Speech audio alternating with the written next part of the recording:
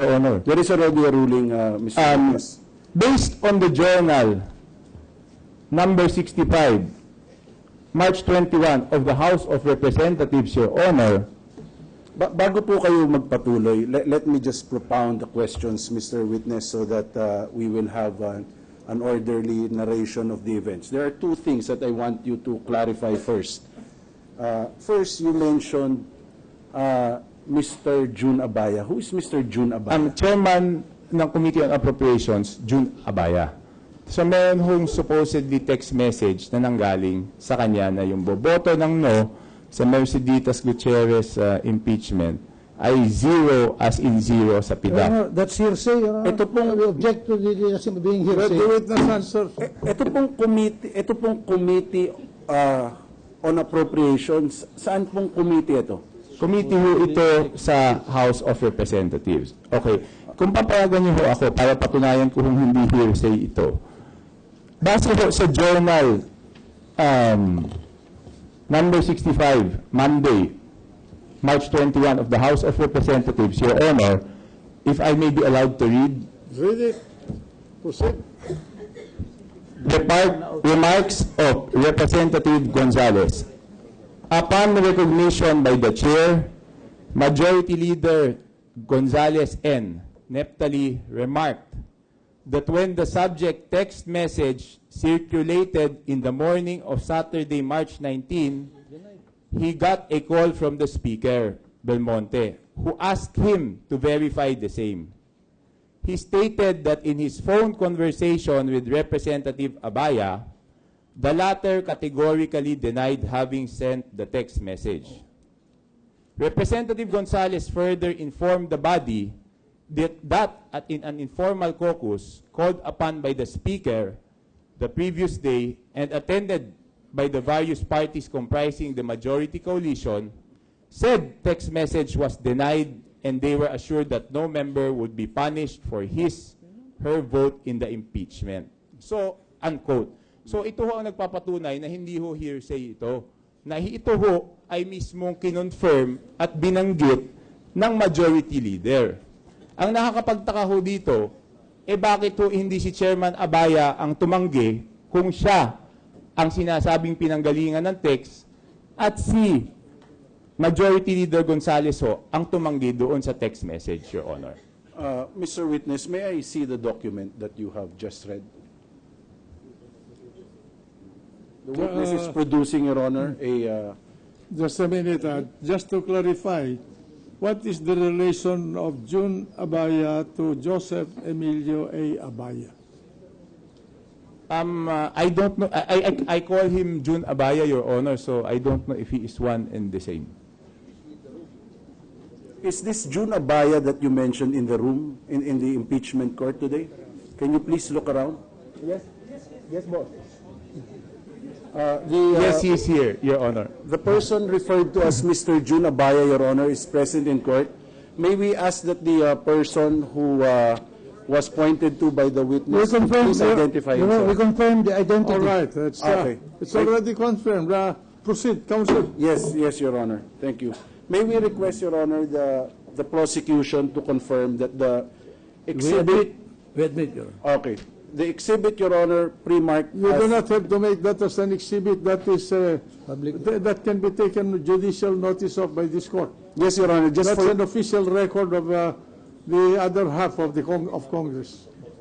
Just for the convenience of the court, Your Honor, knowing that there is already a judicial notice of this, we pre-marked exhibit 64, Your Honor. All right, mark it accordingly.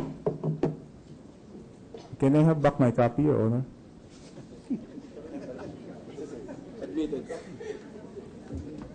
Okay. Ito. Please proceed, Your Honor. Yes. Nabanggit niyo po yung salitang PDAF. Yes, Your Ano Honor. po ba ang ibig sabihin nitong PDAF? Ang ibig sabihin ho nun is Priority Development Assistance Fund o yun ho ang tinatawag na budget ng bawat isang congressman o senador para sa proyekto sa kanyang distrito. No?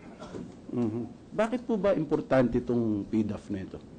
Natural ho, Your Honor, dahil dahil kahit kami legislator, kami ho ay linalapitan ng aming mga constituents for infrastructure projects o mga pagawaing bayan. Counsel, with the permission of the witness, what is the purpose of this line of question? The purpose, Your Honor, is to set the background, Your Honor, for the defenses raised in the articles of impeachment, Your Honor. To impugn the motive of the House? Precisely, Your Honor, we believe, Your Honor, that there is no basis, Your Honor, in proceeding with the filing of the case, that the motivation, Your Honor, is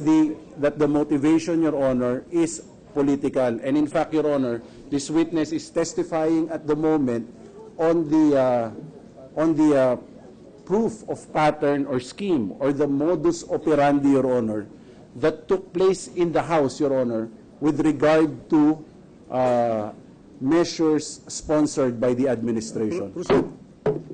May we be heard on that? We may object on that purpose, Mr. No, President. let the witness, the examination proceed. Sige po, nung nabanggit po on record itong text message po ni Congressman June Abaya, ano po nangyari matapos nun? Hindi, nagkaroon ho ng botohan. Yun nga ho, ako ho ay bumoto ng no sa Merceditas Gutierrez impeachment complaint, Your Honor. Bakit po ba? Ano po ba nangyari dun sa inyong PDAF? Ukol dun sa impeachment ni Merceditas Gutierrez? Tinanggi nga ho na walang ipitan ng PDAF, ngunit yung PDAF ko ho ay sinamit ko ho ng February 21 at February 22. Nung Mayo ho, yung ibang mga congressman ay winilisan na ho ng SARO o yung tinatawag nating approval ng pagpagawa ng proyekto. Ako ho, umabot na ho ng Mayo, biglang nakatanggap ho ako, yung staff ko ng tawag magmula sa opisina ni, can I look at my records, Your Honor? Go ahead. Opo. Yung soft ko ho, worth 15 million, o yung social services na tinatawag, na ginagastos ho namin sa medical assistance, scholarship, financial assistance to indigents, na worth 15 million, tinanggap po sa office ni Chairman June Abaya ng February 21, at yung hard po, tinanggap po ng February 22. Wala ho akong narinig na sagot. Nagulat na lang ho ako nung yung staff ko ho ay tinawagan after 3 months na, by a certain Noel from DBM regarding the soft and a certain OCHI of the Committee on Appropriations regarding the hard. No? If I may be allowed to explain. Mr. Witness, may I just ask you to pause for a while so that we can have the documents, Mark? What is this letter that you mentioned you made to Congressman Abaya on February 17 for your soft and hard projects? It's dated February 17, Your Honor, but it was received formally February 21 and 22. It is the 2011. It is the list of priority projects kasi kailangan ho namin isubmit yung listahan ng priority projects. Your Honor, we have pre-marked these documents mentioned by the witness as our Exhibit 65 and 66, Your Honor, as with sub-markings, Your Honor. And we would like to ask the prosecution whether they are also admitting the authenticity, Your Honor, of this document. Prosecution? Yes, Your Honor. We admit, Your Honor. All right. Let it be recorded that the prosecution admitted the authenticity of the subject exhibit. No, meron na. You also mentioned that there was a letter of May 30 to a certain Florencio B. Abad. 2 letters, in fact. Yes, Your Honor, because as of May 30, I still did not have kahit isang SARO, wala pa ho ako. Kung mababanggit ko ho, ako ho ay nag-submit ng 15 proyektong pang social projects, tsaka 4 na proyekto na pang infrastruktura. Ngunit hanggang Mayo at 30, wala pa rin hong inire-release na SARO or approval sa akin. What about- Samantalang, sa iba ho, halos na-release na ho lahat. This document, letters to Florencio Abad, have been pre-marked as our Exhibit 67 and 68. Will the prosecution admit, Your Honor, the authenticity of these documents as well?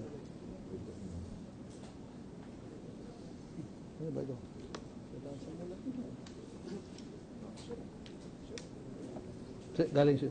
Prosecution? Yes, we admit, Your Honor. All right. Okay, Mr. Witness. Let the fact of admission be recorded. Okay. Thank you, Counsel. Mr. Witness, your letters mention that there were corrections required. From you. What are these corrections? that were- Please allow me to explain, no? Ang bawat isang proyekto, isang SARO ho yan. So, kung 15 ang sinabmit ko doon sa soft o sa social projects, dapat 15 SARO. Nung tumawag ho yung si Noel, ang sabi ho, doon sa 15, 3 ho ang hindi in accordance doon sa DBM guidelines. Ngunit yung 12 ay approved, in accordance. Ngunit ang nakakapagtaka, yung 15 yon hindi release. Okay? So Pagdating because of naman- the three, because of the three non-conforming projects, all 15 projects were not, all the SAROs for the 15 were not released. Am I understanding you correctly? as of May 30, dahil isa-isang SARO ho yan, hindi naman sabay-sabay minsan rini-release. Ang nangyayari dyan, pag meron ka hong non-compliant, i-release lang yung compliant. Pero in my case, yung 15 ho, hindi release. Pagdating ho sa hard, ganun din po. Hindi ho release din yung SARO para doon sa mga infrastrukturang proyekto, para doon sa mga kalsada at drainage system sa Nabotas. Dahil lang ho sa isa na worth 334,000 out of 20 million na hindi ho release sa DPWH dahil yung isang yon ay hindi daw sang-ayon sa DBM. Para po maging klaro, ano-ano po ba itong mga sinasabing hindi sang-ayon sa mga requirements ng DBM? Okay, doon ho sa hard, ang title ko kasi is Upgrading of Open Space at Block 31 Phase 2 Area 2. Mali daw yun. Ang dapat daw hong title ay Upgrading of Multipurpose Pavement. So magkaiba daw ho yung open space at multipurpose pavement. So pero sa akin ho, wala akong pinagkaiba yung open space tsaka multipurpose pavement. Doon naman ho sa soft, yung financial assistance for scholarship, ang sabi ho sa akin, ibigay ko ho daw yung pangalan ng mga scholar at saka kung saang eskwelahan ho papasok. Eh, paano ko naman ho malalaman kung sino yung scholar, saka kung saan eskwelahan papasok, kung wala pa ho yung pondo? Siyempre, hindi naman ho ako kukuha ng scholar nang wala yung pondo. Dahil pag hindi ho release yung pondo, paano matutuloy yung scholarship noon? So, I could not accept this. Mr. Counsel, now we will give you all the leeway to ask this question, but what is the materiality of all of this story to the defense of the respondent? Your Honor. We are trying to prove that the impeachment case was politically motivated. Yes, Your Honor, and we're trying... And please go direct to the point, Yes, Your Honor. not go into the matter of dissecting the process of releases of funds from the DBM to the members of Congress, because we do not have time. Yes, Your Honor. We will move forward, Your Honor. Ito pong sulat ninyo kay Secretary Abad of the Department of Budget and Management. Ano po ang naging response dito? Sumulat ho ako ng May 30, hindi ho sumagot. Sumulat ho ako ng June 27, hindi rin ho ako sinagot. Okay, ito pong June 27 na letter ninyo, nasa inyo po ba yan? Yes, Your Honor. We have pre-marked, Your Honor, a letter from the witness addressed to Secretary Abad dated June 27, pre-marked as our Exhibit 69. Will there be an admission? We admit, Your Honor. Thank you, Counsel. June 27, 2011. Now, Mr. Witness, ano po ang naging reaction po ni Secretary Abad dito po sa last letter nyo na June 27, 2011? Wala rin po, hindi rin ho sumagot. Okay, ano pong ginawa ninyo nung walang sagot? Nung walang sagot, ako ho ay gumawa ng press release na sinabi ko na dahil sa aking no vote, iniipit ho ni Secretary Abad yung aking PDAF.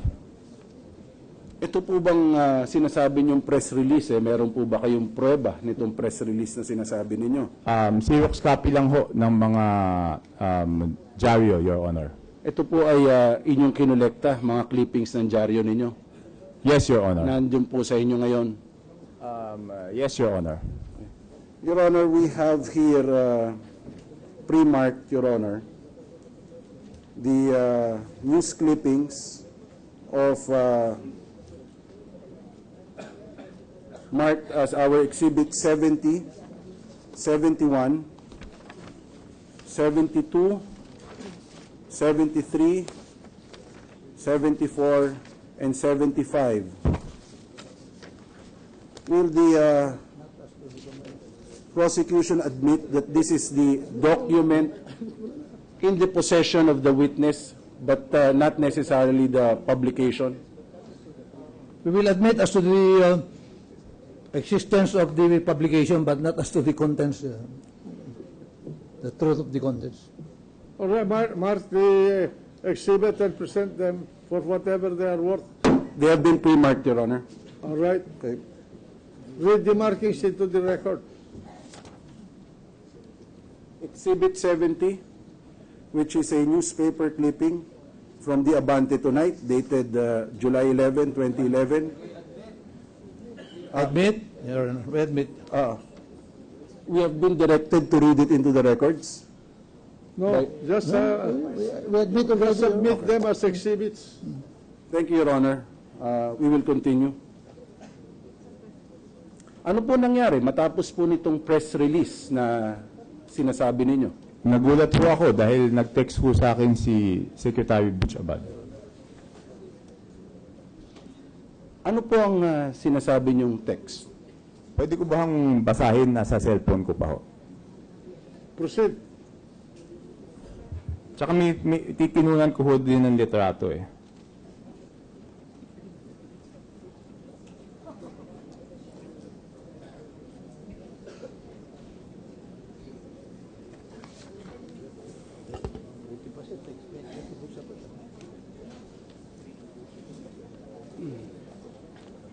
It is a text message of Thursday, July 14, 2011 from Secretary Butch Abad. Sabi niya ho, Kong Tiangco, I read your PR today with your PDAF. On my own, I cannot withhold any legislator's PDAF. I suggest you find a way to talk to Pinoy. The Speaker can help you along this line. Counsel for the prosecution, the newspaper clippings that we have marked earlier extends up to Exhibit 77. Will there also be an admission, Your Honor? We admit. Okay, thank you. Yung pong binasa ninyo, ano po bang ibig sabihin ng, ano pong pagkakaintindi nyo nung salitang PR? Yan ho ay tawag namin sa press release. Sinabi nyo rin po na nakunan nyo po ng picture itong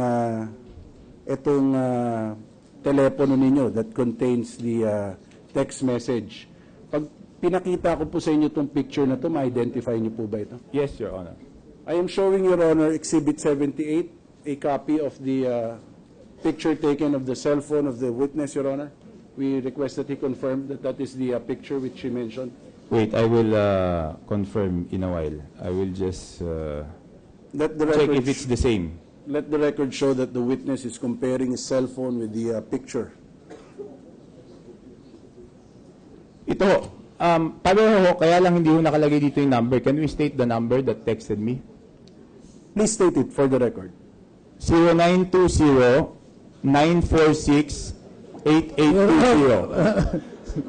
He's giving the cell phone number of the DBM secretary, Your Honor. Yeah. Witness may Your Honor, answer. if they already admit it, then Witness may answer. Let him to complete his testimony. Mr. Witness, paano niyo po nalaman na ito po ang cellphone ni Secretary Abad?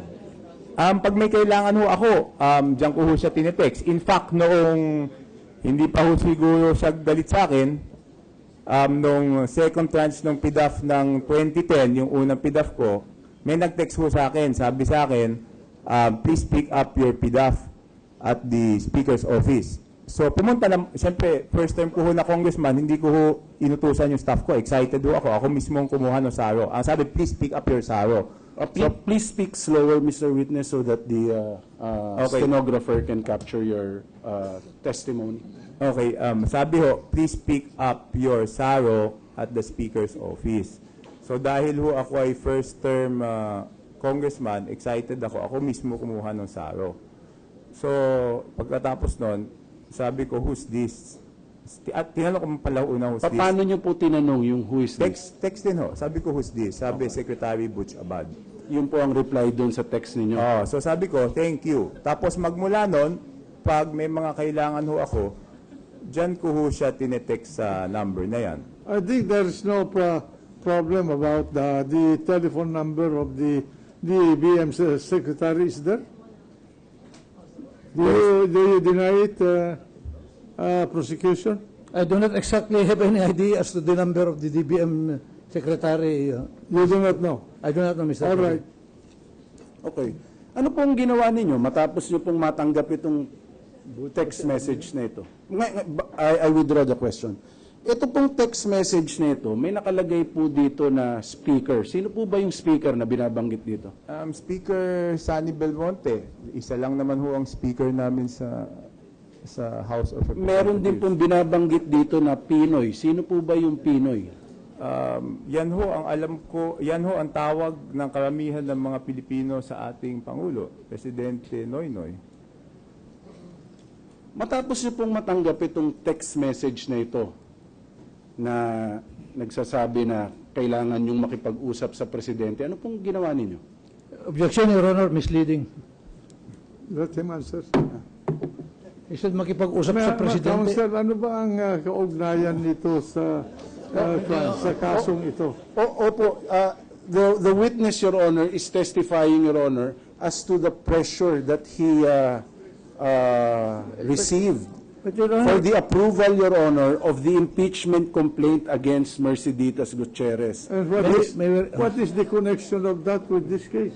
We are obviously proving, Your Honor, that there is a pattern or scheme or plan, a modus operandi, Your Honor, with the majority, Your Honor, in the House of Representatives to intimidate, Your Honor, or exert undue influence upon their other members to approve their measures, such as this impeachment complaint filed against Chief Justice Renato Corona. Your Honor, we have to object to that because may we be allowed, Your Honor, to state the reason for objection.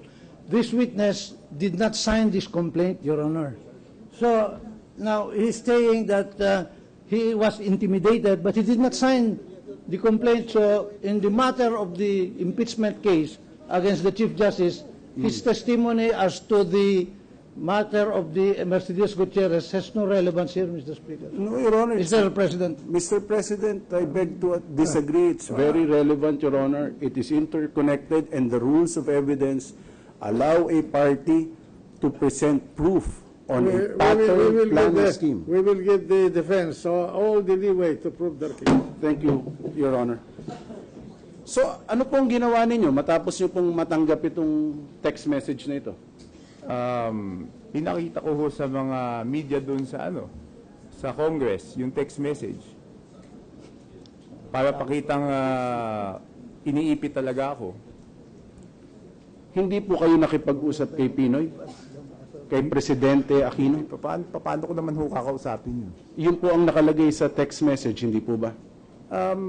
Yun ang nakalagay, pero wala naman ho akong paraan at lakas na loob na kausapin yung Bakit po ba? Ano po ba ang rason? Bakit po hindi kayo makaharap? Presidente ho yun eh. Ako ho ay isang first-term congressman.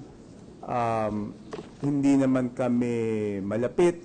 Though, siguro, you can say that we're acquaintances. So, hindi ho ako naglakas ng loob na gawin yun. Ang naisip ko lang is pakita sa media na talagang iniipit ni Butch Abad yung aking PDAF.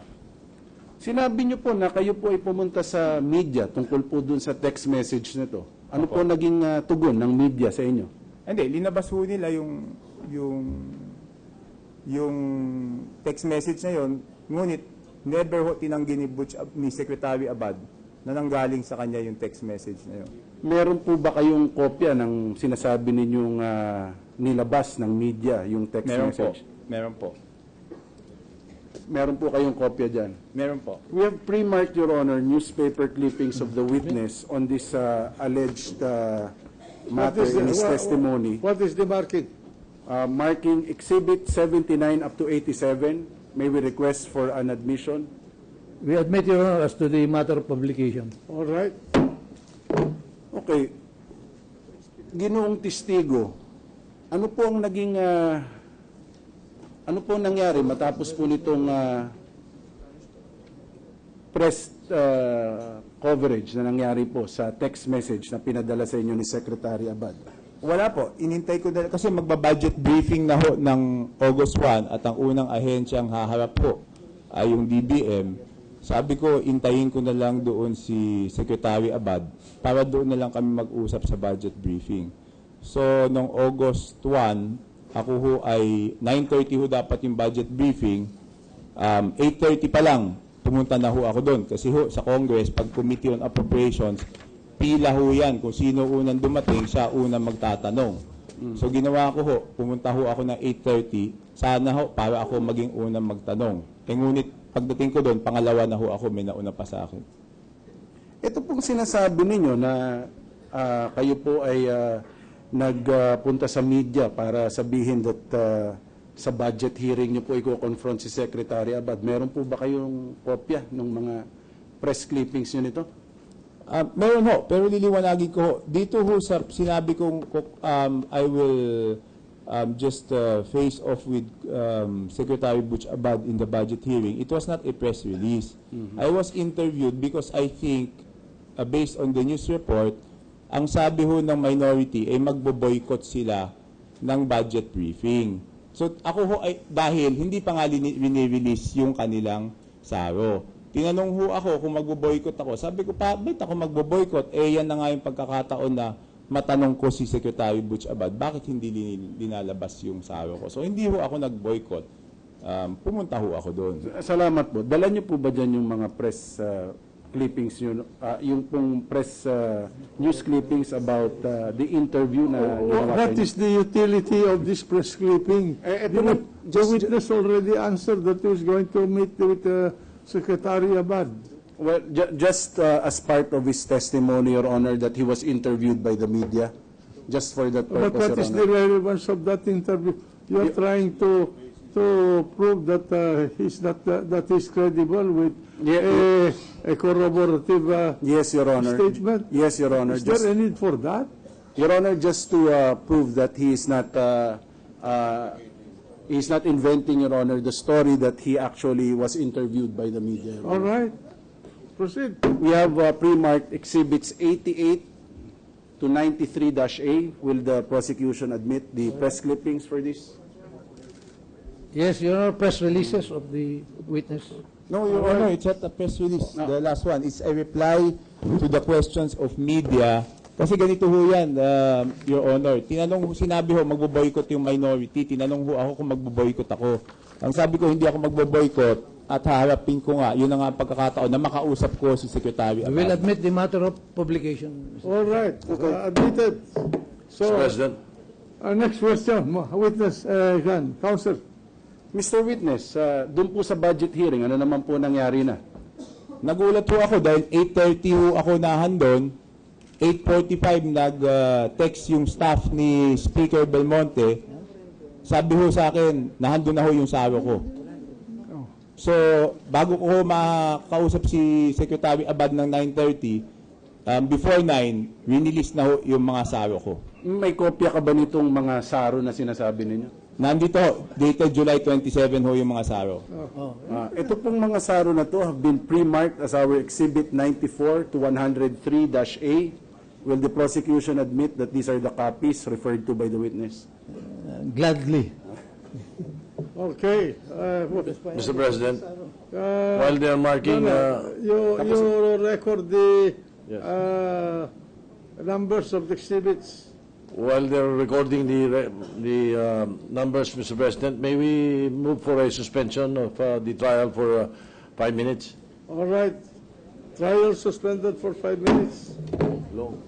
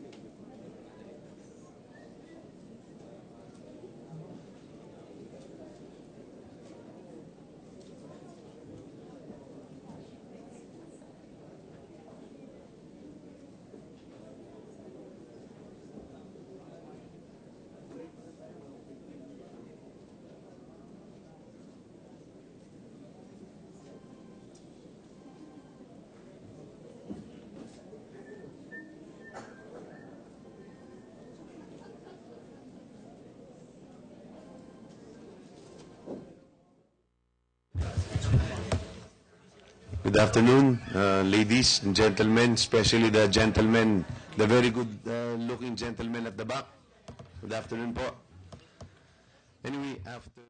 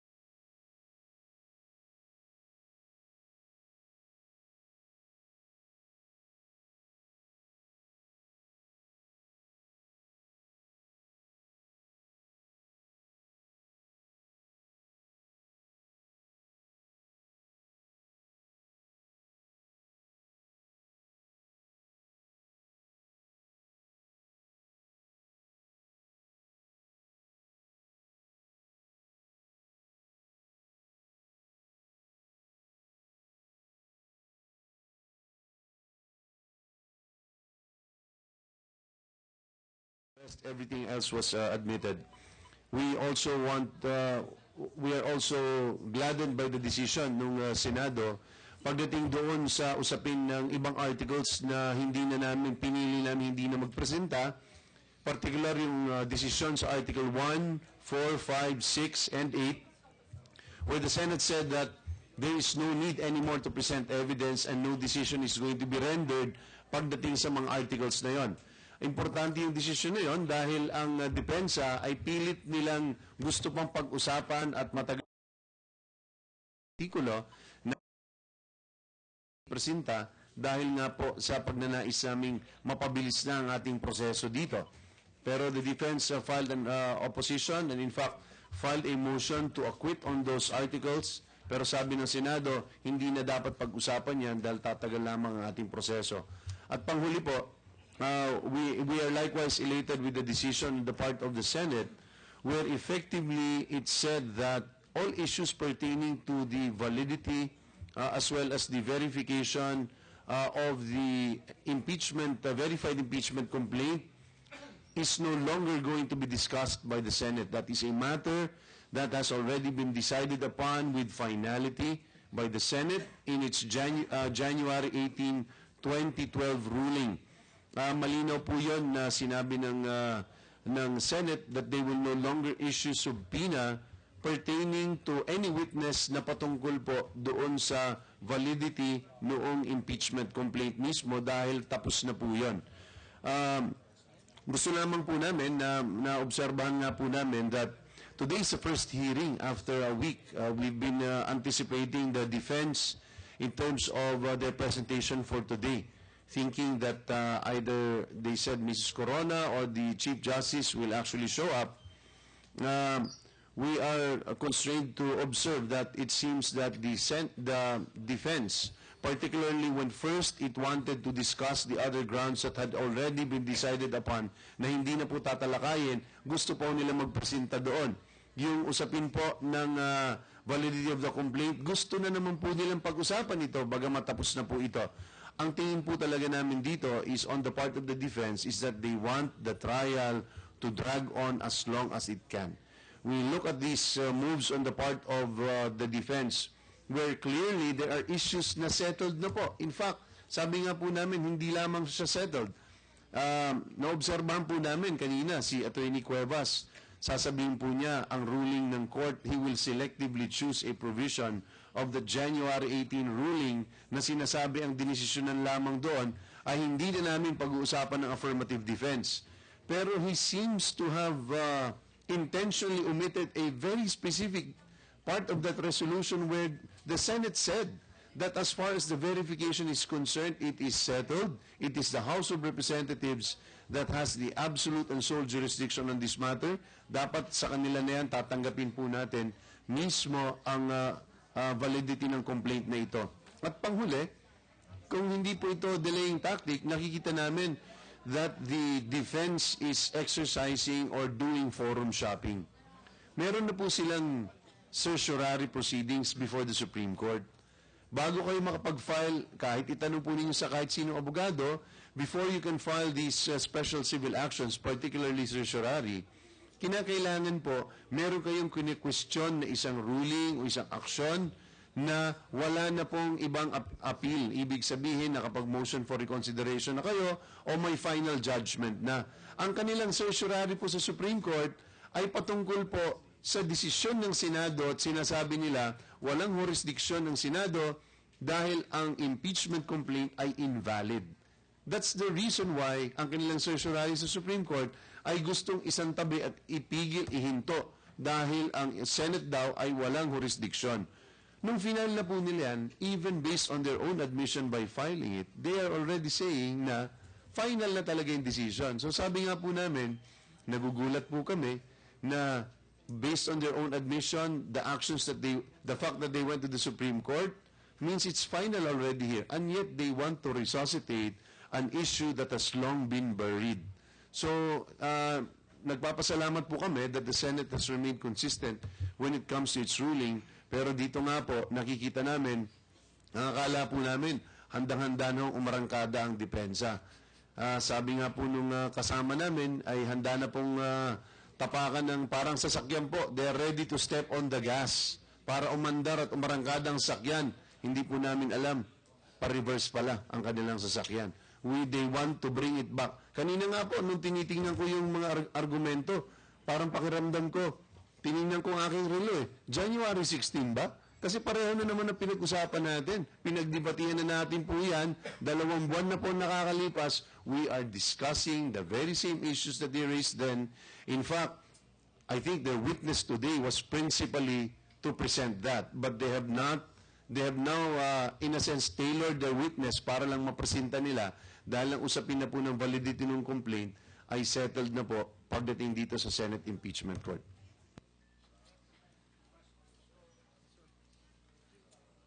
Congressman Kimbo, sir, you said that the intends to drag on the proceedings, yun ang konyo.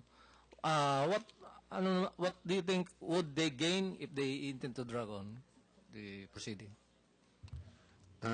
Well, ako, bayaan kong sumagot din yung iba, no? Yan din po ang pinagtatakahan namin. Kasi sa lahat ng alam ko po, nung ako po yung nagpa-practice ng abogasya, malinaw na malinaw po kung kami po ay nasa defense. Ang gusto namin, mas mabilis po.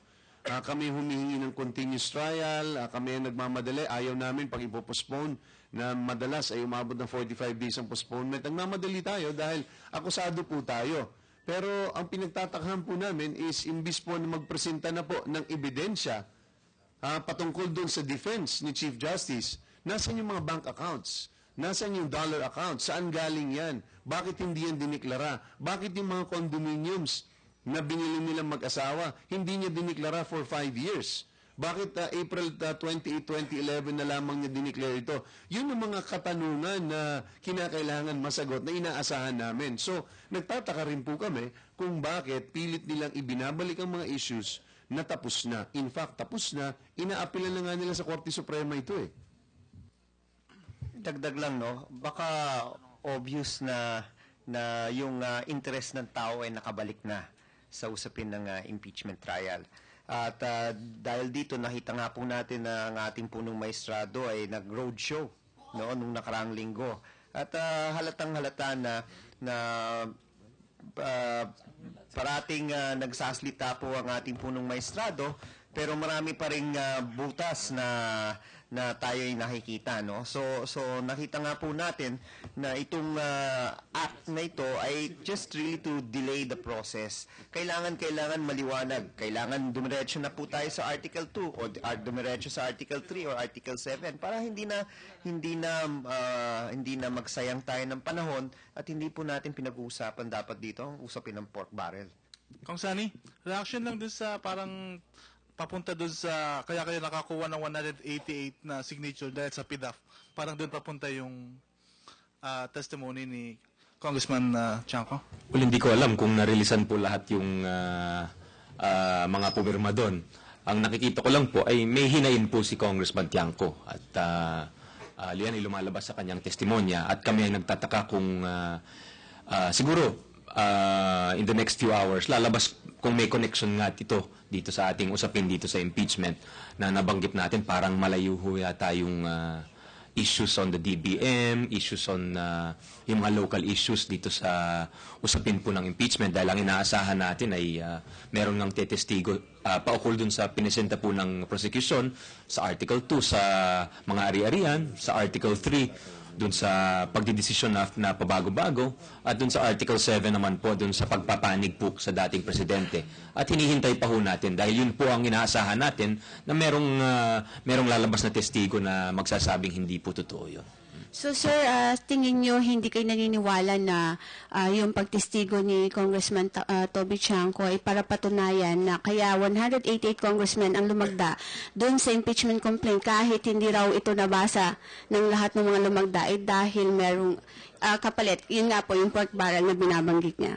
Well, hindi ko alam kung paano malalaman po ng isang testigo yung sitwasyon po ng 200. Yun ang hindi ko malinaw. Ang malinaw ho sa amin ay may mukhang may tampo po si Congressman Tiangco sa mga kinauukulan at dito lumalabas sa impeachment sa pagtitestigo niya yung tampong yun. At siguro sa darating na oras o siguro sana ngayong araw ay makita natin po yung connection dito sa ating articles of impeachment po. Dagdag lang kay Congressman Sani, no? I think in a later interview, Congressman Chanco mentioned that he did get his pork barrel at a later time, even if he did not vote in favor of the impeachment of Mercedes Gutierrez. Alalahanin naman po natin, hindi naman pwedeng sabay-sabay ina-actionan ng lahat ng request ng mga congressman. Siyempre, ang ginagawa po yan, una, tinitignan ba kung ito po ay tugma sa menu na hawak po ng DBM. No? Kung hindi po ito tugma sa menu ng hawak po ng DBM, binabalik po yan sa congressman at pinapa-revise. So, merong proseso po na dinadaanan ang mga request ng mga congressmen who are asking for release of their pork barrel for the districts. But I can recall, no, in a later interview that Congressman Chanco mentioned that he did get his pork barrel. It was only delayed. Sir, I understand it was executive session, yung caucus na nangyari. May na-violate ba si Cong Chanco? Well, yun nga ang pinag-uusapan din namin, no? Pero pagpapakita lang yun, no? to my recollection, that majority caucus was an executive session. Ibig sabihin, merong ibang caucus na pinapahintulutan natin ng media. Kung matatandaan po ninyo sa mga nasa House, may mga pagkakataon na bahagi ang media, may mga pagkakataon na hindi. But that was clearly an executive majority caucus. Sa pinag-uusapan namin kanina kung may na-violate o hindi, but certainly I am sure in my recollection at least that it was an executive session. So kung anong pinag-usapan doon ay hindi sana makakalabas kasi bahagi ng legislative privilege yun or proseso tulad ng ginagawa din dito sa Senado at tulad ng ginagawa ng Supreme Court. But ang point na lang po siguro namin gusto sabihin doon is napagkasunduan na talaga namin na hindi namin pipigilan ang testimony ni Congressman Toby Tiangco kahit pa nakikita namin na una maaaring may violation ng legislative privilege on executive session. Pangalawa, maraming issues nagko-call for an opinion, puro opinions niya, nagkukwento na sa literally doon. Kung yun po ay si Attorney Cuevas ang nandun, sigurado po ako sangkatutak na objections na kinaharap. Pero nagdesisyon po kami na pagdating po para mas mapabilis ang ating proseso dito, hindi natin tutularan ng depensa na sa bawat hakbang ay pipigilan natin, kulang na lang, pati po birth certificate nung natatandaan niyo ay ino-objectionan nila. We will not do that. But I think, and as a last statement, well anyway, yun po. Nakita nyo naman ho, nung iba na po ang style ni Chief Prosecutor Rudy Fariñas kay Justice Cuevas sapagkat nung humihingi ng admission po yung depensa, lahat po na hiningian ng admission dun sa pagiging authentic ng mga dokumento ay tinanggap po dahil gusto nga natin na mapabilis po ang paglilitis. Sabi nga ni Rep. Rudy Fariñas, would you admit to the authenticity of the said documents? Gladly po. Sir, yung pagiging maluwag naman o yung leeway na binibigay ni Senate President sa pagtatanong ng depensa, any comment on that compared to doon sa nangyari sa inyo before? Hindi ko alam, sinasabi niyo may balat eh. Kasi minsan nagkakataon, mas mabagsik sa amin. Pero bahagi talaga ng proseso. Tanggapin na natin yun, no? Parati namin sinasabi, hindi importante ano yung nangyayari sa araw-araw dito.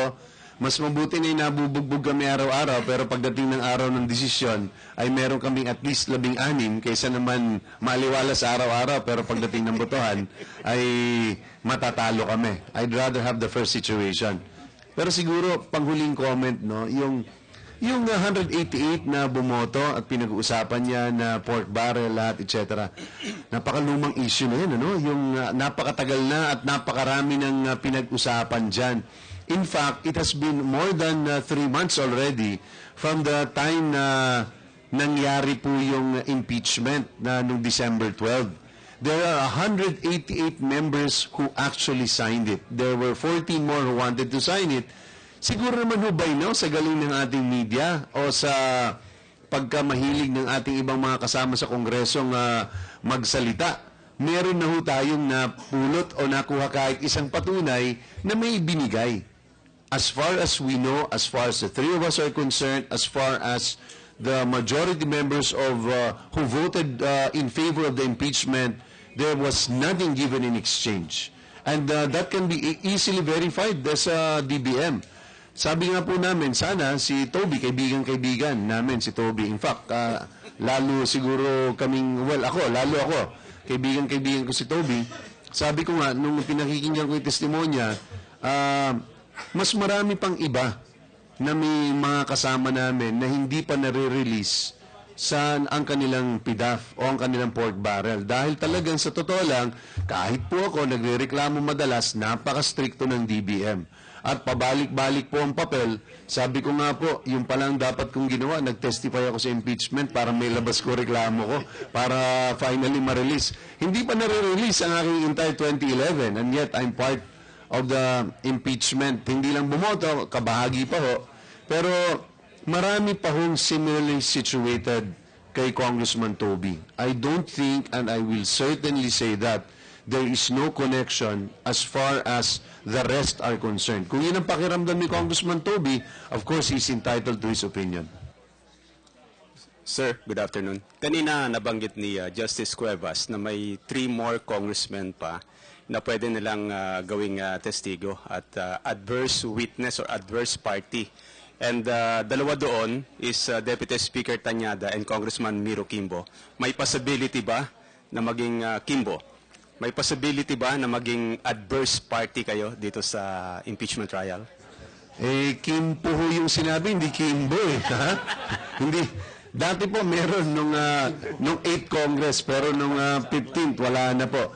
Pero ito, expected naman namin ito. But to us, it's all a diversionary tactic on the part of the defense.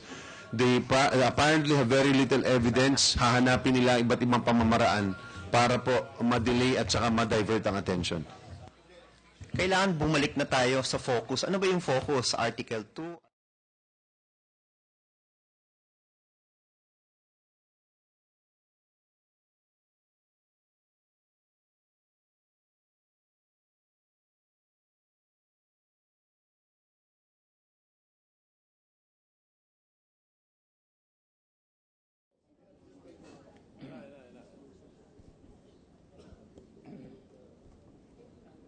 May we suspend the trial, Mr. President, until they arrive? Trial suspended for 1 minute.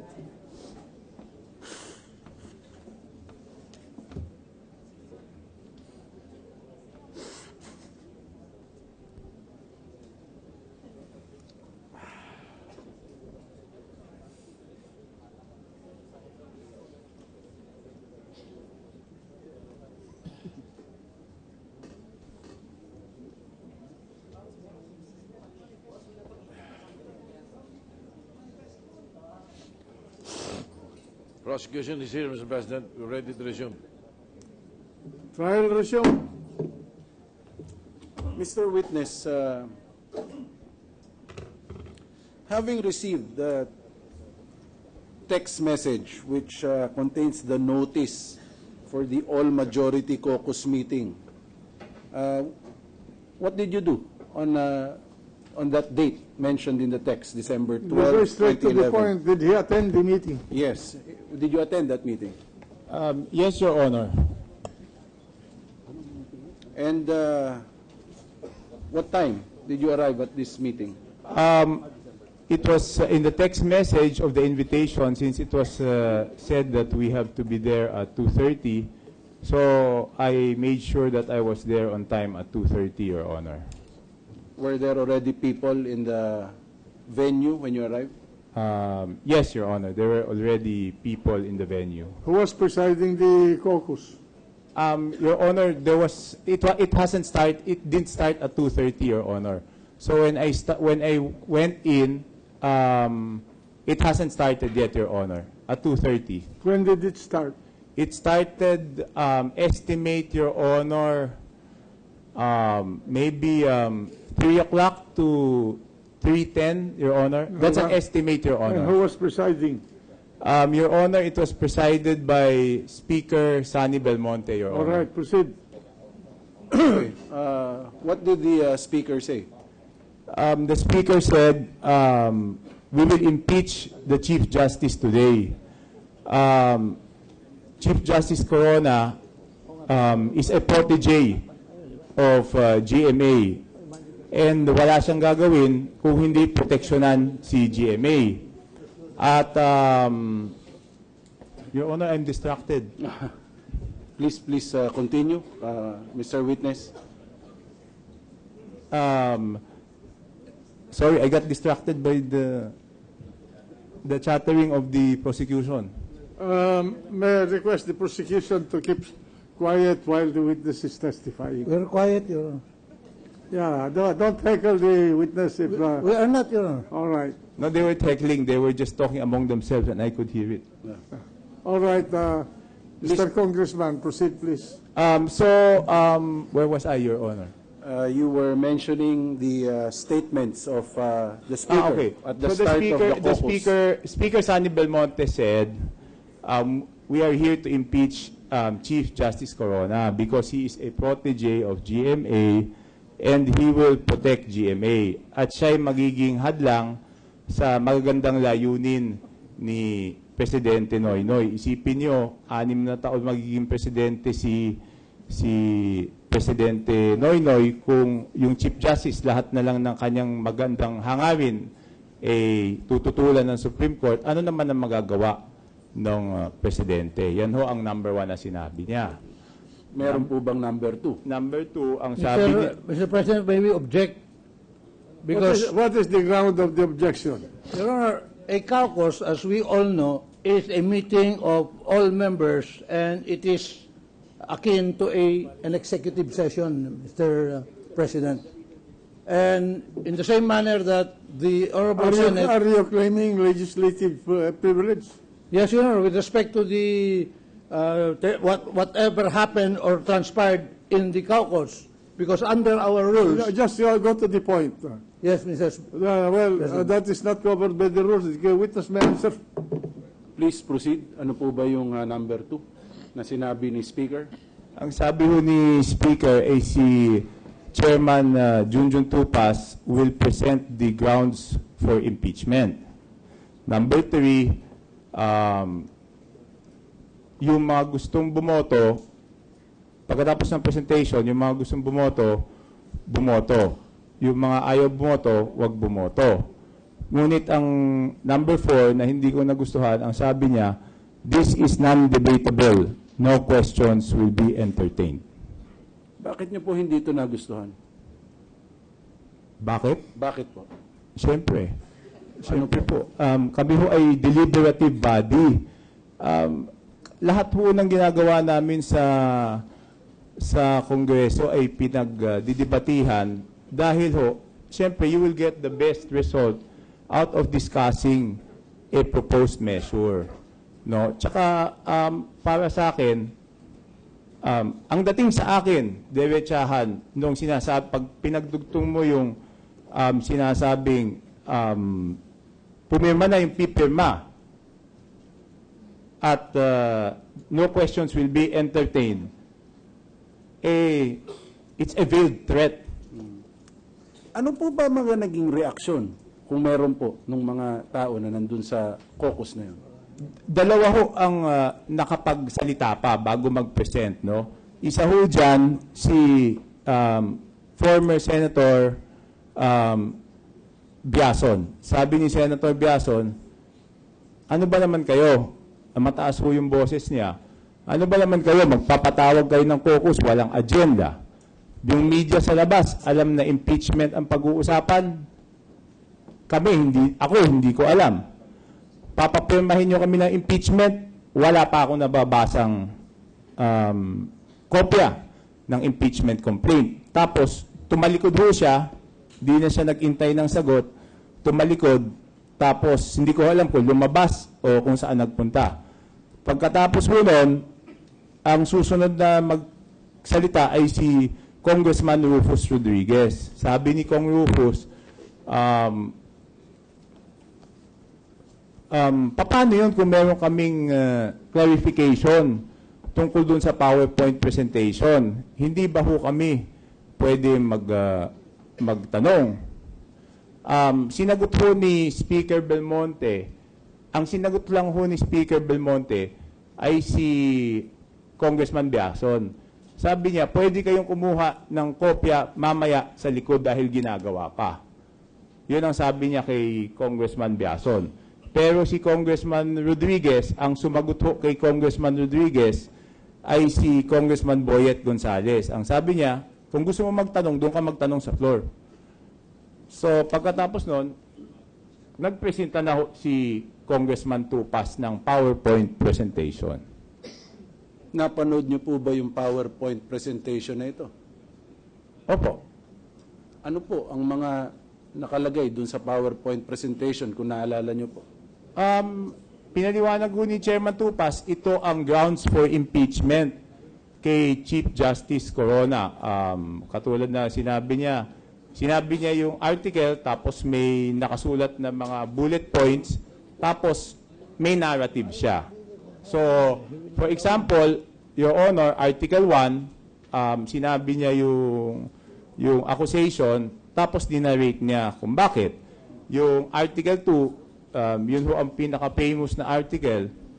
Sabi niya, non-disclosure of SALN is a culpable violation of the Constitution. Number 3, sabi niya, yun ho yata yung tungkol sa pag-appoint sa misis ni Chief Justice Corona. Tapos yung 6 ho na article, parang isa ho ang presentation nun dahil ang sabi, ito ho ay a pattern of deciding in favor of GMA. Tapos yung 3 doon, ang sinabi, ay yung 2 doon, yung flip-flopping decision. So ganun ho yung pagka-explika. Nandito po sa korteng ito, yung pong verified complaint for impeachment. Ipapakita ko po sa inyo to. Pwede nyo po bang sabihin kung ito po ang nakita ninyo doon sa PowerPoint presentation na sinabi nyo pinangunahan ni Representative Neil Tupas? Pakitingnan lang po ng mabuti. Ito yung buong to? Yung pong verified impeachment complaint lamang. Pakitingnan lang po. Hindi, itong buong kakapal na po, papel? Yan pong buong kapal na yan. Ito yung buong kapal? Yan po yan, yan po. Pakitingnan nyo lang po ng mabuti, yan po ba ang pinakita sa PowerPoint presentation? Let the record show that the witness is perusing through a copy of the verified impeachment complaint. Hindi ho ganitong ang pinakita ho, Article 1, tapos may nakasulat ho, tapos narrative. Tapos Article 2, nakasulat ho yung aligasyon, tapos narrative ulit. So hindi ho ganitong kakapal na, hindi ho mapapowerpoint yung bullet points lang ho yun eh. Kayo po ba nabigyan ng kopya niyan, ng complaint na yan, nung nandun kayo sa presentation sa caucus? Hindi po, kasi sabi nga ni Speaker, ginagawa pa sa likod yung kopya. Nung humingi ho si Congressman Biason, sabi niya, wala kaming kopya, paano kami pipirma? Sabi niya, ginagawa, kubuha kayo ng kopya sa likod mamaya. Doon po sa... Ginagawa yung complaint. Yung articles of impeachment. Hindi ho Your Honor, Mr. Senate President, hindi ho maliwanag ko. Kasi ganito ho, can I explain, Your Honor? Oo. Sige. Ang sabi ho kasi ni Congressman Biason, siya ho medyo galit ho eh. Kung mataas ho yung boses niya, pumasok siya, tsaka alam niyo, lumakad yun, macho ho eh. Sabi niya, lumapit sa mikropono, sabi niya, ano ba naman kayo, magpapatawag kayo ng meeting, walang agenda. Tapos, hindi ko na ho sasabihin yung sinabi niya sa ito, mukha naman akong dito, yung media sa labas, alam na impeachment pag-uusapan, ako hindi ko alam. Tapos papapirmahin niyo kami ng impeachment complaint, wala naman kayong kopyang pinapakita. Ang sagot ho ni Speaker is, ginagawa pa sa likod, kumuha na lang kayo mamaya. So I don't know what he exactly meant by ginagawa pa, Mr. President. I'm sorry, I could not, Sige. I could not answer it directly. Yeah, correct. Pakitingnan nyo lang po dun sa verified impeachment complaint. Nandiyan po yung grounds for impeachment. Pwede nyo po bang sabihin sa korting ito kung yan po ba ang pinakita dun po sa PowerPoint presentation? Mr. President, we object to this line of questioning because they're now going into the articles of impeachment which has already been answered by the defendant, and this has been ruled upon already in the resolution of this honorable He's court. just asking a question whether he read this impeachment, articles of impeachment. The witness may answer.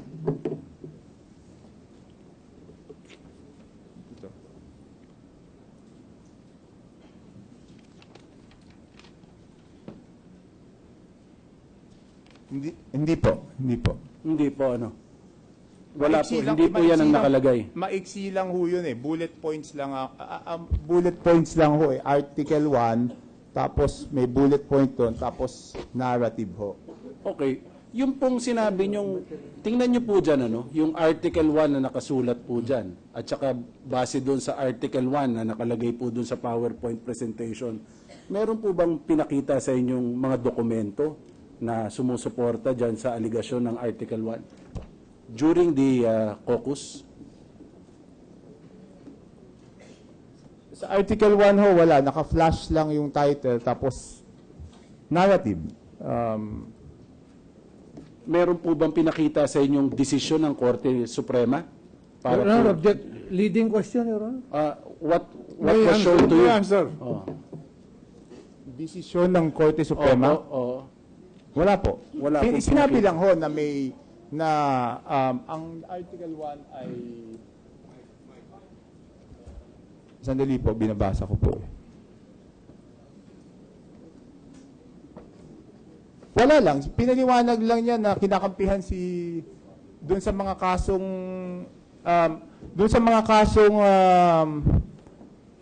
maybe nanggit sa mga kaso, sinabi lang niya kinakampihan. Pero kung sasabihin yung pinakita ba yung kaso o pinakita ba yung GR number or in-enumerate ba yung kaso, wala ho.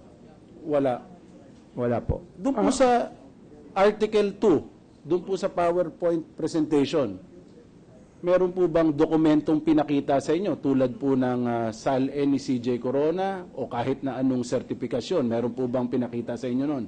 Nung ipinapaliwanag yung Article 2. Pero witness ba?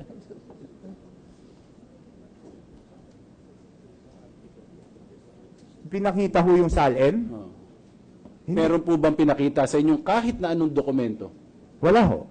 Wala. Meron po, ipinaliwanag po ba sa inyo yung ibig sabihin ng Article 2? In narrative, ang Article 2, it is a culpable violation.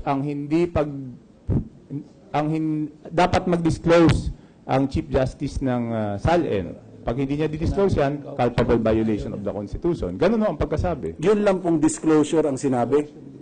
Meron pa po bang iba? Non-filing and disclosure of the SALN ang sabi. Yun lang po ang paliwanag in the PowerPoint presentation? Opo, nakasulat to, non-disclosure and filing of SALN. Yun lang ho. Pero kung tatanungin niyo kung pinakita yung SALN o may pinakitang certification ba na sinasabi na the Chief Justice did not disclose or the Chief Justice did not file a SALN, wala hong certification na ganun. At wala hong SALN na pinakita. Meron po bang mga income tax return o transfer certificates of title? Maski po photocopy, meron po bang pinakita sa inyo? Your Honor, sinabi ko na ho, wala pinakitang maski na ano? kahit anong dokumento. Puro paliwanag lang po yung nangyari. Opo, narrative po, Your Honor. Doon po sa Article 3, meron po bang pinakitang mga dokumento sa inyo? Wala po. Kahit na ano pong dokumento? Sa lahat ho ng article, wala hong pinakitang dokumento. Ang pinapakita lang ho, yung parang, ano ba tawag dito? Parang bullet point, parang isang maiksing paliwanag, tapos sinasabi niya kung ano yung pinapaliwanag niya, kung ano ibig sabihin ng article na yon, Your Honor. Ano po ba ang naging conclusion ni Congressman Neil Tupas matapos po yung PowerPoint presentation niya? Hindi, sinabi niya na dapat impeach si Chief Justice Corona. Kayo po ba ay sumang-ayon sa conclusion na ito? Hindi po. Bakit po? Hindi po ba pinaliwanag naman sa inyo? Hindi po ba kayo nakumbinsi nung paliwanag ni Congressman Neil Tupas? Mr. Senate President, can I answer? Yes.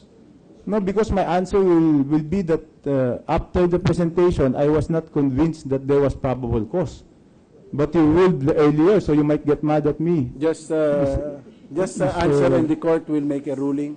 No, I don't want them to get mad, Your Honor.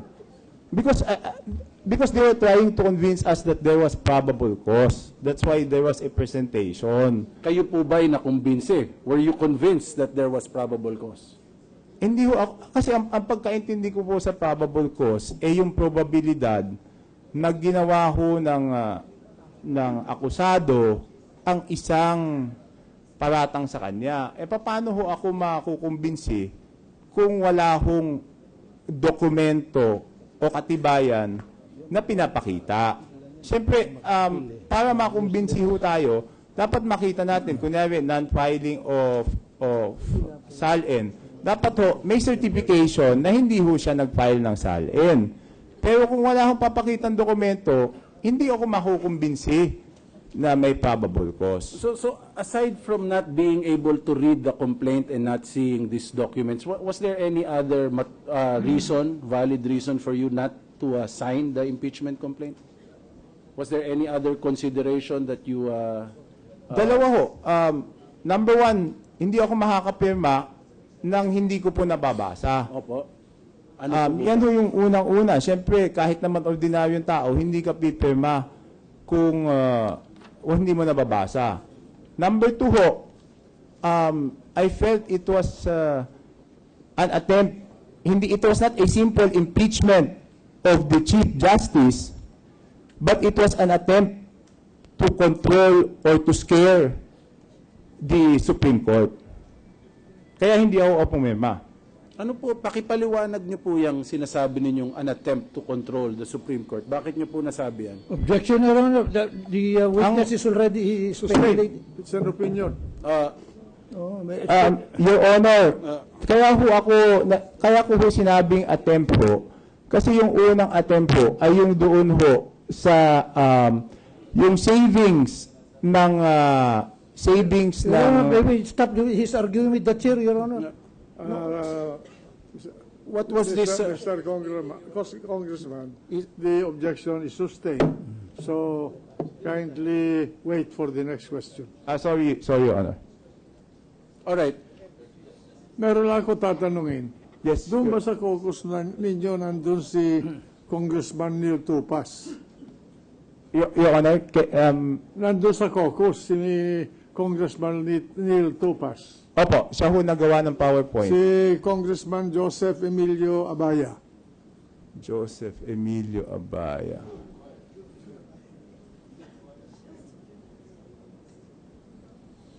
Hindi mo natatandaan. I cannot say a definite yes, Your Honor. Si Congressman Lorenzo Artañada III. Nandun.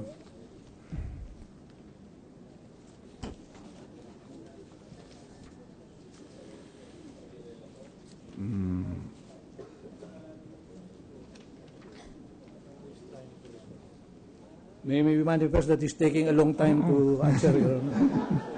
Marami ba kayo doon? Madami po. Mga ilan kayo nandun? At the peak, kasi siya, nung Hindi, calculation lang.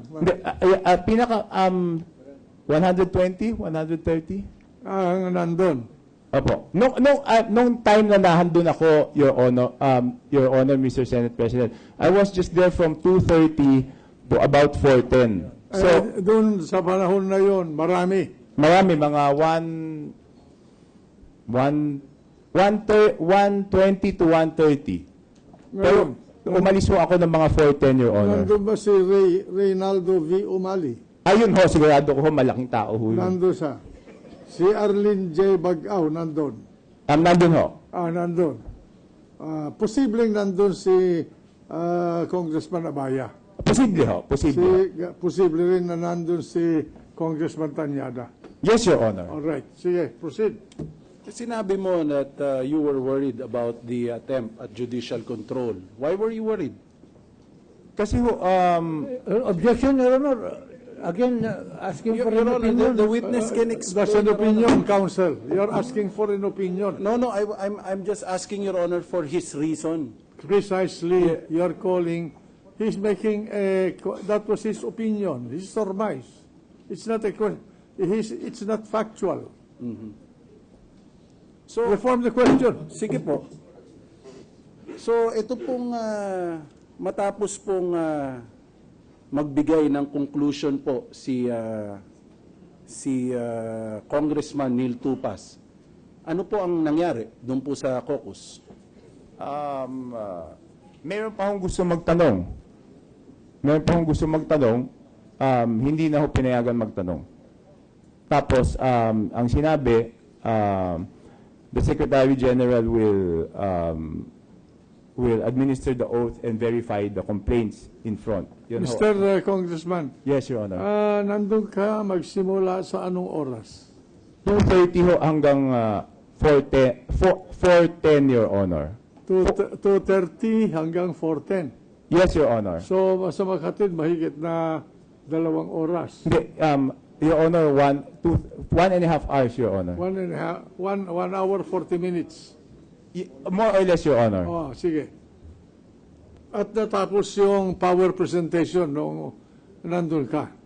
Natapos ho siguro, kung tama ho yung aking recollection, mga nagsimula ho kami, Mr. Senate President, at mga between 3 to 3:10, tapos siguro mga 20 minutes yung PowerPoint presentation sa mga 3:40 to 3:45, tapos umalis ho ako ng mga 4 o'clock. At pinisin tayong 8 articles of impeachment. Opo, Mr. Senate President. At inisplika kung ano yung mga PowerPoint na nakalagay doon. Verbally, opo, Mr. Senate President. Nag-explika doon sa bawat articles of impeachment. Opo, Mr. Senate President. Proceed.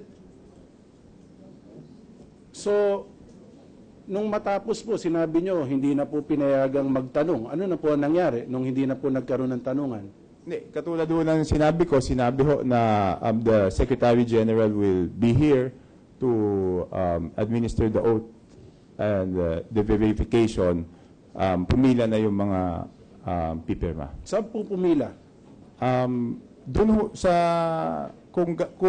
kasi kung illustrate ko ho, nahandun ho si speaker doon ho nag-PowerPoint presentation, kaming lahat ho nakaharap doon. So doon ho sa baba ni speaker, doon sa harap ho. Ito po, ilan pong mga tao ang tansyan yung nakita nyo na gusto pong pumunta doon para pumila? Ano po ba ang naging sistema ng pagpirma? Nakapila ho sila, tapos meron din hong nakakumpul doon sa pumipila, Your Honor.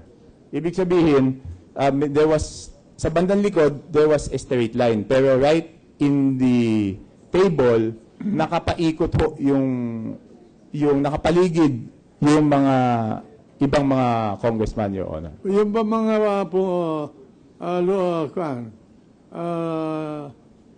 nasa linya ay yun din yung mga tao na nandun sa caucus? Opo, Your Honor. Pero hindi ho lahat pumila kaagad, Your Honor. Yung iba nagkwekwentuhan sa gilid, tsaka yung iba siguro, dahil mahaba pa yung pila, pinapauna ho muna. Nakita mo po ba sila habang pumipirma? Kung ang tinatanong nyo is the act of signing, hindi ko ho makikita dahil nakapaligid ho yung mga tao doon sa mismong taong po. Kung ako pumipirma, may mga nasa kaliwa, may nasa kanan, may nasa likod, may sumisilip. So, kung sasabihin mong actual na nakita kong pumipirma, hindi ho. How far away were you from the place where they were signing? Siguro, kung kayo nakatayo dyan, nahandun ho sa likod ni Senator, sa may kay Senator Bong Revilla o sa likod ni Senator Bong Revilla at ni Senator Ralph Recto. Let the record show that the witness has demonstrated the distance of his position to the location where the signing took place, which in our estimate would be about 20 feet. More. 30 feet. Your Honor, yung nasa Andaya Hall kami, no? Nandun ho ako malapit sa pinto ng Andaya Hall at nahandun ho yung sila sa bandang harap. Nakita nyo pong pumipila. Gaano ko po ba katagal yung isang tao bago po umalis dun sa pila matapos yung pumirma? How long did it take? Kung maalala ninyo.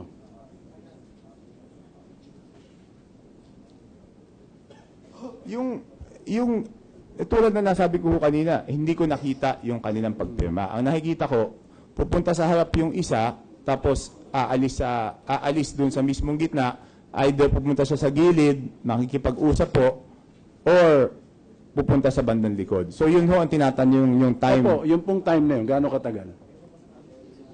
Yung isang tao, gaano po ba katagal? Isang minuto? Hindi ho. 20 to 30 seconds at the most. 20 seconds. Ngayon po, ito pong naging action po ng impeachment against Chief Justice Corona. What other measures has been filed in Congress involving the judiciary, if you know? Isa ho, meron hong... Objection, Your Honor. He's a member of Congress, Your Honor. He would know the measures involving the judiciary. Will you clarify your question? It's big, Your Honor. What other measures? have Yes, been Your filed? Honor. Reform the question. Yes. Mr. Witness, this after the signing of the impeachment complaint against Chief Justice Corona, are there other measures involving the judiciary in Congress which you know? Leading, Your Honor, because he's No, I'm just asking presuming you- that there were other actions, Your Honor. I'm just asking, Your Honor, if he knows. Preliminary. Let him answer. Your Honor, December... Pwede mong tignan yung notes ko? Go ahead, Mr. Congressman.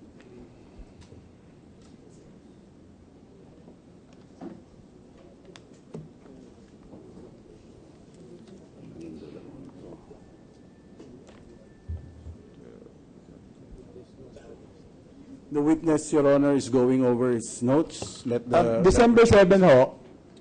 December 7 was a Wednesday po, Your Honor. So, December 7, 2011, pinagbotohan ho sa Committee on Justice yung substance ng Del Castillo impeachment. Okay? Noong December 12 ho, 5 days after, 5 calendar days, but the next session day, ibig sabihin kasunod na session day, yun ho ang impeachment kay Justice Corona. Tapos, noong December 13, base ho dito sa news reports, which quoted Chairman Neil Tupas, sabi ho dito sa Inquirer tsaka sa Philippine Star, House Committee readies impeach Raps versus 2 more Objection, Your Honor. justices, He's Your Honor. testifying on a newspaper report. Hearsay, Your Honor. Your Honor, he has already testified, Your Honor, on newspaper clippings in his possession, and there was no objection. So, I don't understand. That's why our would there- prerogative. We will not object to that. Let the witness answer. Anyway, that's a matter of record. In the newspaper, it can be very... So, uulitin ko lang ho, Mr. Senate President, Your Honor. December 7, 2011, pinagbotohan ho sa Committee on Justice yung substance ng Del Castillo impeachment alleging him of plagiarism. Objection, Your Honor. It's not responsive because this is December 7 and the question is, pagkatapos, Hindi after po, December sinabi ko 12, kung meron pa was pong there iba. any action? He is already answering, Your Honor. How can he even object? We're objecting, There is Your Honor, already because an answer propounded by the witness. the answer is not responsive. It will be stricken out. What was the question of... The question, Your Honor, was what other measures, and it has been allowed, Your Honor, involving the judiciary as a preliminary question. And the witness now is explaining the other measures involving the judiciary, which is the impeachment complaint against Justice Del Castillo. And then after the impeachment of C.J. Corona, Your Honor, there is a plan again to impeach 2 other justices. And his basis, Your Honor, now, he has shown to the court that there are news reports, Your Honor, for the 2 other Wait a justices. minute. There is no indication of another action to impeach 2 other justices. Yes, Your Counsel, Honor. where did you get that information? The witness has testified, Your Honor, has already mentioned, and he is reading, Your Honor, from the reports which he bases his observation. No. My recollection of the answer of the witness is that prior to the impeachment of Justice Corona, the matter regarding the impeachment of Del Castillo, Justice Castillo was taken up. Yes, Your Honor. And thereafter, what happened, Mr. Congressman, after the decision to impeach Justice Corona? Si Chairman Tupas ho na-interview ng December 13 at lumabas ho sa Philippine Daily Inquirer at sa Philippine Star ng December 14 na may dalawa pa ho. 2 more SC justices would also undergo impeachment for alleged graft and corruption. Well, anyway, let the witness answer. That can be rebutted by the prosecutors who are here and being named by the witness. Go ahead. What is your proof, Mr. Witness, that there was such a decision to... Is it already answered? It was an interview. It was in news articles, Your Honor. Referring you to the impeachment of Justice Del Castillo, what is your proof that there was such a move of Congress? The minutes of the December 11 meeting of the Committee on Justice, Your Honor. I am showing to you the copy of the minutes of the December 7, 2011 Committee on Justice meeting. Is this the document which you are referring to? The witness said December 11, Your Honor. December 7, 2011. Never mind about Sorry, the date. I The stand document corrected. will establish the date. I stand corrected, Your Honor. December 7, yes. Okay. May we request, Your Honor, that this document be marked as our exhibit number... Mark it accordingly. 113. Mark it accordingly. Do you have copies of the, referring to the intention of Congressman Neil Tupas to impeach 2 more justices? Do you have copies of that? Wait a minute. What's the relevance of that? Your Honor, That question. Your Honor, he has already answered that he read from newspaper reports that there were a statement from Congressman Neil Tupas that he intends to oust 2 more justices, and he has already testified on it. That is already, he read into a newspaper clipping. Yeah, I just want to mark, Your Honor, the newspaper clipping which he read. All right, mark it. May we request that the 2 newspaper clippings which was read by the witness be marked as our exhibit 110 and 111. What newspaper was that? It's Philippine Daily. It's from the website of Philippine Daily Inquirer All and right. Philippine Star, Your Honor. All right. Can I continue to answer his question? Proceed. Yes. What other Because measures? he was asking what other measures. Before all of this was the was my disagreement to the putting of the savings from personal services of the judiciary to the MPBF. Tumutulo ako doon, and it was on record. Tumutulo ako na yung judiciary, yung 3 constitutional commissions, yung COA, COMELEC, at yung Commission on Audit, at panglima ho, yung ombudsman, kasi ho doon sa proposed budget ng Congress, ang gusto ho, ilipat ho sa MPBF yung savings from vacant positions. Ano yung MPBF? Miscellaneous Personal Benefits Fund, Your Honor. Sa budget. Hindi, sa budget po. Yung pong savings on vacant positions, ang gusto ho doon sa House ay ilipat ho doon sa MPBF. Tutol ho ako doon dahil yan ho ay labag doon sa constitutional provision na ginagarantihan ho ang fiscal autonomy ng 5 ahensyang ito. Kaya ang ginawa ko ho, sumulat ho ako doon sa 5 ahensyang yon, tinanong ko ho kung magkano yung savings on vacant positions na ipinapalipat ng DBM sa MPBF, at nung natanggap ko ho yung sulat, sumulat ho ulit ako kay Chairman Abaya proposing an amendment, Your Honor, na wag hong ilipat sa MPBF yung savings ng mga ahensyang to, Your Honor. Nabanggit mo. May we register continuing objections to this line of questioning about the budget and You may. other matters, Mr. All right. President? Noted.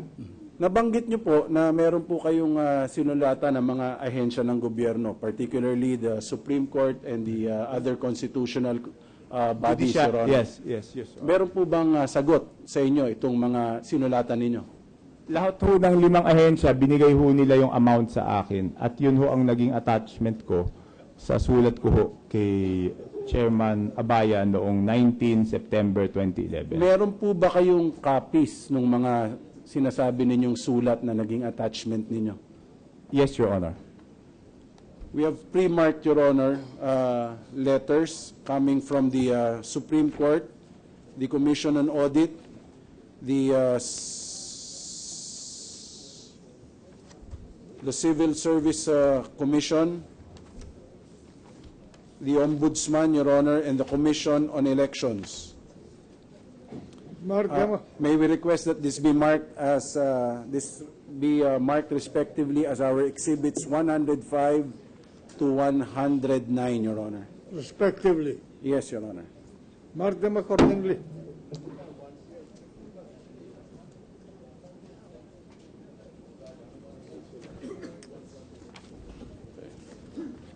You also mentioned that you wrote a letter to Congressman Emilio Abaya regarding this attempt to put the savings of these constitutional commissions and the Supreme Court in the miscellaneous personal benefits fund.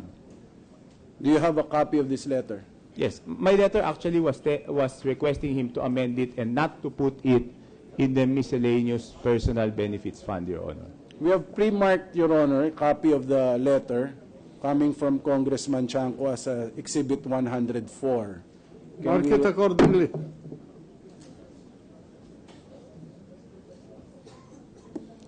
Now, Mr. Witness,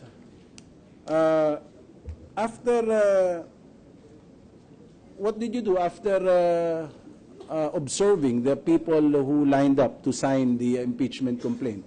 I left. I left at about 4 o'clock. I passed the session hall. I passed the executive lounge. And after a while, I went home already. And then, when you left, the signing continued? Yes, Your Honor. Yes, Mr. Senate President. Of all the people that were in the caucus, they were there waiting to sign the articles of impeachment? Not all, because some of those I spoke to after the caucus were not also going to sign. So, but when I left, I don't know already, Mr. Senate President, who signed and who did not sign and who came in after. So I can just testify. How many people did you talk to who indicated that they will not sign the articles of impeachment?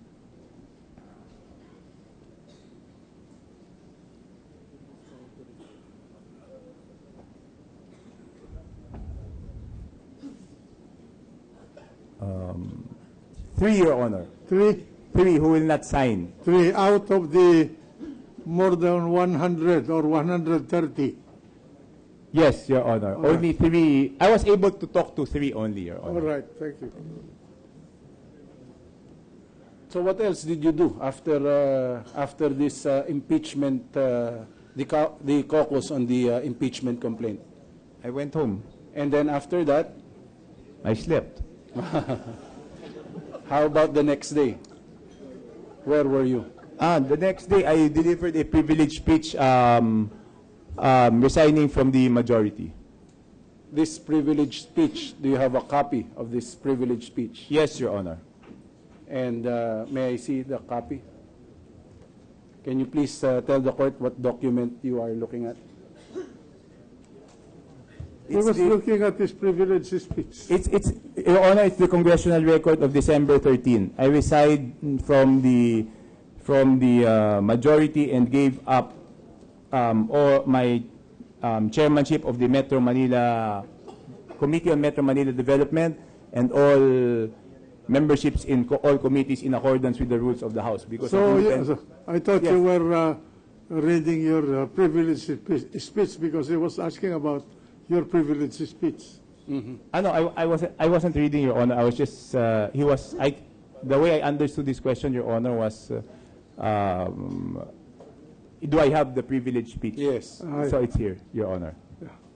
And is it on record? What is Yeah, that it's on document? record based on the congressional record of December 13, 2011, Your Honor. Your Honor, we have pre-marked, Your Honor, as Exhibit 112, the congressional record mentioned by the witness as our Exhibit 112. May we request that it be admitted by the prosecution?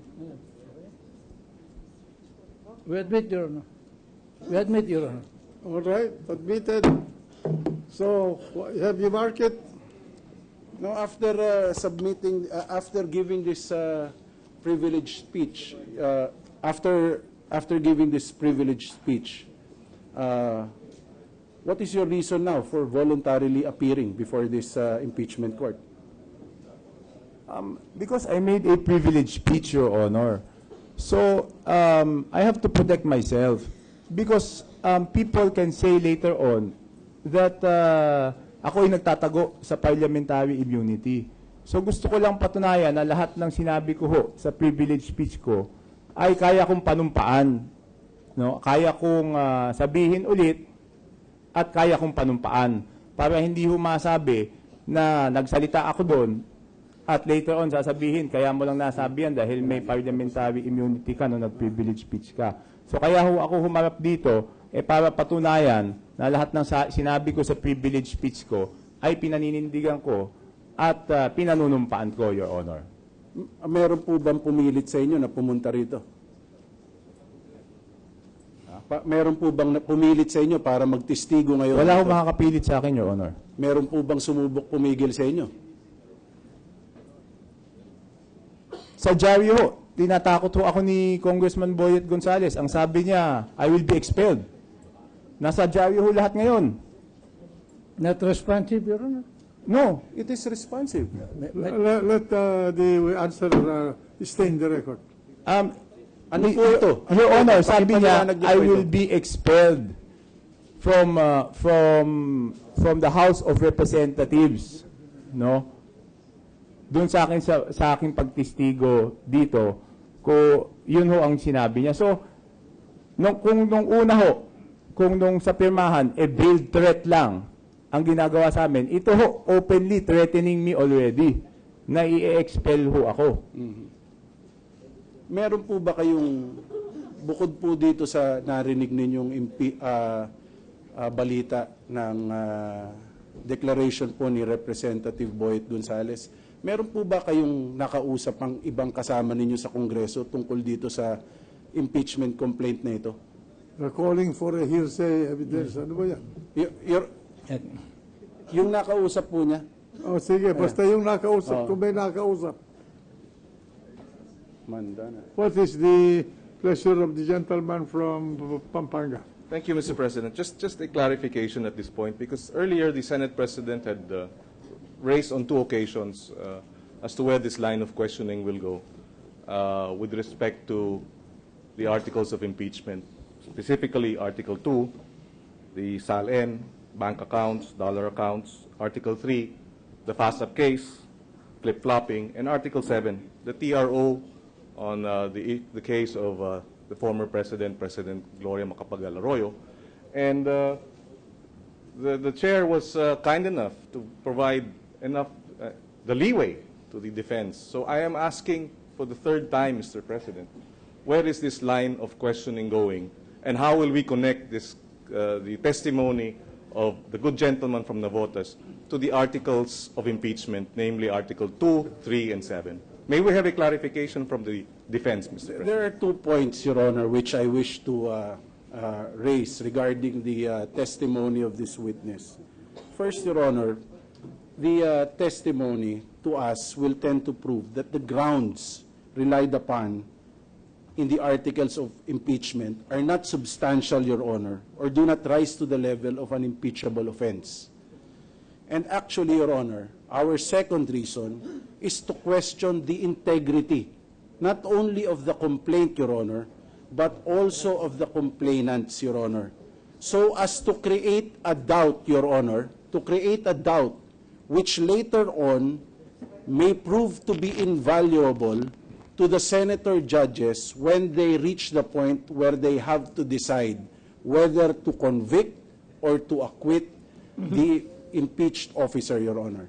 To us, Your Honor, this creates a reasonable doubt, and this will be material, Your Honor, in the evaluation that will be made by the senator judges when the time comes. With your, Mr. President, with due respect, we move to strike that from the record because the defense counsel is already testifying as to the bona fides of the 188 complainants when this witness testified only as to matters which are not even connected. Mr. Congressman, he's just explaining the purpose of the presenting the witness. Precisely. He is trying to impugn the integrity of the impeachment complaint that was filed against the respondent. Let the answer stay into the record. Proceed. Can you please May we answer? just react, Your Honor? Yes? The Honorable Court has already made a ruling that the integrity of the impeachment complaint is beyond review by this Honorable... Correct. But we will hear them. And the court is intelligent enough to evaluate all of these things. With that, we submit, Your Honor. Proceed. The gentleman from Pampanga. Just a clarification, Mr. President. In such an event, therefore, do I take it to mean that this impeachment court will agree to allow other witnesses to be presented by the defense and have a similar line of questioning? Because earlier, if I recall, Justice Cuevas said that when we were having this lengthy discussion on whether or not the affirmative defenses can be presented, and of course the chair ruled otherwise. If I may just finish, Mr. President. Yes. So Justice Cuevas said that they have 4 or 5 other witnesses that they will be presenting. Do we take it to mean that we will allow these 4 or 5 other witnesses to likewise? I will have to hear the testimony of the other witnesses before I can make a judgment. So my understanding is that Congressman Chanco is simply testifying about his own personal experience in the formulation of the articles of impeachment. For what purpose he was introduced is, according to the defense, to establish the integrity and pressure. Am I correct? Yes, Your Honor. Attendant to the preparation of the articles of impeachment. Well, the members of this court are intelligent enough to evaluate. They're not bound by the testimony of a witness if they do not believe in the story. Yes, Mr. President, but perhaps my clarification is that we had a lengthy discussion earlier between the Chief Defense Counsel, Justice Cuevas, and the chair on the issue of whether or not affirmative defenses can be presented in order to question or raise questions about the validity of the complaint. No, they are not presenting.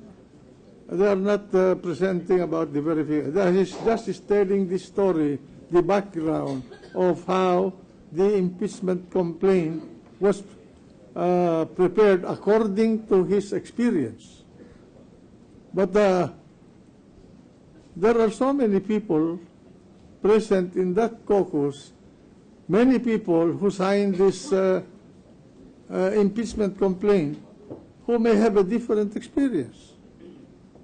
Well, we will submit at this point, Mr. President, to the ruling of the chair, but with the without prejudice to raising some later on, Mr. President, additional issues, Mr. President, on this matter.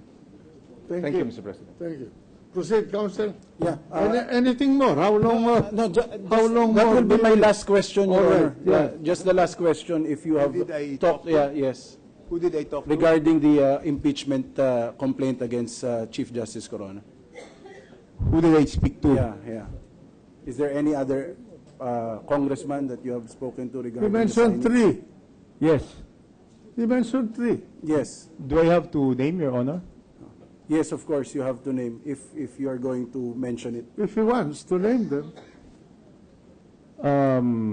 You are not bound to name them, but if you want to name them, I only ask because I only have authority to name one because I don't want to name the others without asking them. So I asked one if I could name him just in case I am asked, and he agreed. So I will just name that one if that's okay, Mr. Senate President. Sure, go ahead. I spoke to Congressman Dodo Mandanas. He called me up. Congressman Dodo Mandanas called me up on Thursday or Friday. The impeachment was December 12. I resigned December 13. On December 14, Congressman Dodo Mandanas was removed as the chairman of the Committee on Ways and Means. And I think on the 15th or the 16th, he called me if we could have coffee. So, And what did he tell you? I told him, anong nangyari? Ano nangyari? Ba't kayo hindi tinanggal? Sabi niya kasi, sa tingin ko, dahil doon sa boto ko, linapitan ko si Congressman Boyet Gonzales. Sabi ko, ano ba itong nangyayari? Ang sabi ni Boyet Gonzales, simple lang to. Kung pipirma ka, kakampi ka ni Pinoy. Kung hindi ka pipirma, kalabang ka ni Pinoy. And I asked permission from Congressman Dodo Mandanas to say that statement, that he told it to me, and he agreed. That is the reason why I cannot name the two others, Mr. President. We have nothing further for this witness, Your Honor. All right, Cross. Just a few cross-examination questions, Mr. President. Are you going to do a cross now? Yes, Your Honor. All right, proceed. Toby, I call you Toby. Yes, but I will still call you Your Honor because I respect you, Manong Rudy. Thank you. You are aware that we receive our PDAF through tranches, is that correct? What do you mean tranches, Manong Rudy? First tranche, second tranche. Yes, correct. The first tranche is for the first half of the year, and the second tranche is for the second half of the year, Your For Honor. the second tranche of 2010, which was our first 6 months, did you get all your PDAF? Completely, Your Honor. How about for 2011? For 2011, I have to qualify it, no? For the first tranche, yan ho yung sinasabi ko na delay. Na nakuha ko na yan August 1. So nakuha mo? Pero August 1. Oo, nakuha mo. August 1. Okay. Right. Nakuha mo. Pero yung iba ho nakakuha Mayo eh. Manong Rudy. So nakuha mo. So pero iba ho yung nakuha ng Mayo, iba ho yung nakuha ng August 1. Your Honor. How about the second tranche? Yung second tranche, nakuha ko ho. Sandali. On October... Okay na, nakuha mo. My question is, kung nakuha mo. Hindi pwede mag-explain? No, nakuha mo. Hindi, nakuha ko ho. Yes, nakuha. Pero yung pecha ho ng pagkakuha ko. Those who Ayaw signed, malaman. are you aware that there are 188 complainants in this case? Who signed? Yes, Your Honor. Most of them, I presume you know. Most of them, I know. Kilala mo, karamihan doon sa 188. Yes, Your Honor. Did any one of them ever tell you na ayaw nila yung pagpirma nila? In confidence, masama ang loob, Your Honor. Masama ang loob? Ba't may masama ang loob? Pinilit sila, Your Honor. But in confidence, so I cannot say who told me that, Your Honor. Okay. I will respect that. That's all, Your Honor.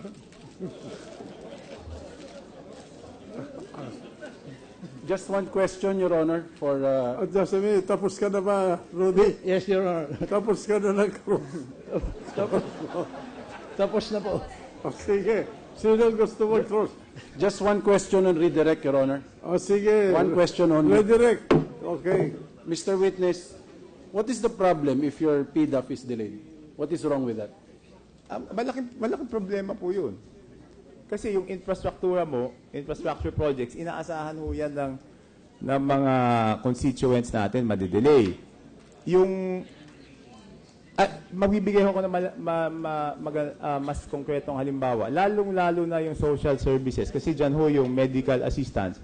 Pag na-delay ho yung medical assistance, paano ho kung may nagkasakit? Hindi mo naman pwedeng sabihin, maghintay ka ng 3 buwan bago ka magpagamot.